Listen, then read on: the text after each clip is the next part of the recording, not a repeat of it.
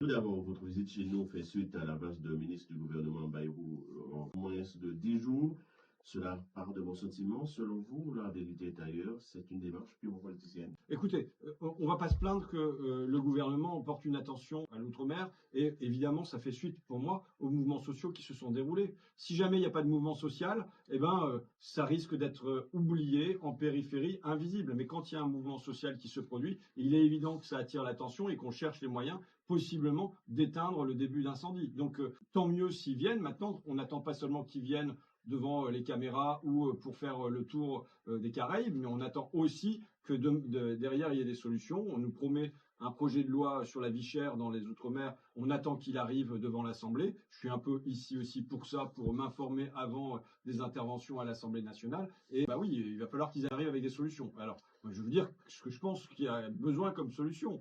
Vous savez, j'étais venu il y a une quinzaine d'années, en 2009, au moment du mouvement de LKP. J'étais pas là comme politique, j'étais là comme vous, comme journaliste, comme reporter à l'époque, et j'avais fait un tour assez large d'interlocuteurs en Guadeloupe. Quand on revient ici, 15 ans plus tard, rien n'a changé. On va faire ses petites courses au supermarché pour le petit déjeuner. On achète le pain de mie à 5 euros. La pâte à tartiner, elle à 5 euros aussi. On a déjà donné un gros billet pour juste 2 petits produits. Donc, c'est vérifié que c'est plus 40% par rapport à ce qui se vend en métropole. Et avec, c'est pas le coût du transport qui fait ça. C'est connu. Les marges du groupe Ayotte, c'est 34%. Donc, moi, j'interroge les différents gouvernements qui se sont succédés pendant tout ce temps-là. Est-ce qu'il y a une volonté d'intervenir? Vous savez, c'est une grande question que je pose moi, pas seulement pour la Guadeloupe, mais que je pose pour la France tout entière. Est-ce qu'on laisse faire le marché? Est-ce qu'on laisse faire des monopoles? Ou bien est-ce que l'État intervient pour, je dirais, entre le fort et le faible, venir rééquilibrer la balance? Pour l'instant, il n'y a pas eu de volonté de venir rééquilibrer la balance. Il laisse faire l'économie.